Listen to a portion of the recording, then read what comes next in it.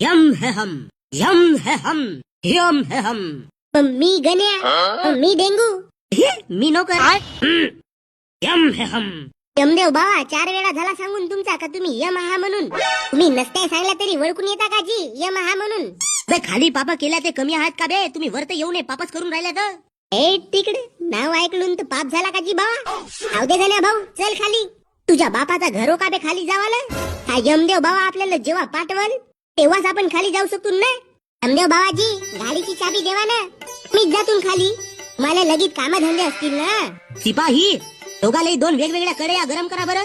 उबलत्या तेलामध्ये यायला टाका. अगं यमदेव बाबा नाही. माफ करा जी यमदेव बाबा. अशी कोणती गलती झाली का बाबा. यमदेव बाबा आम्ही हात जोडतो ना, आम्हाला जाऊ द्या ना. गण्या डेंगू तुमच्या पापाची नदी वाहून पूर आला पूर.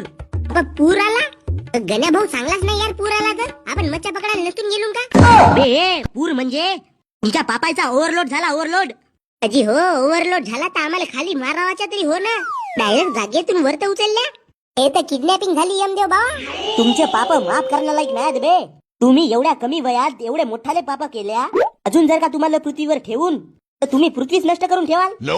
यमदेव बाबा आम्ही लहान पोरं एवढा मोठा कांड कसा करून जी.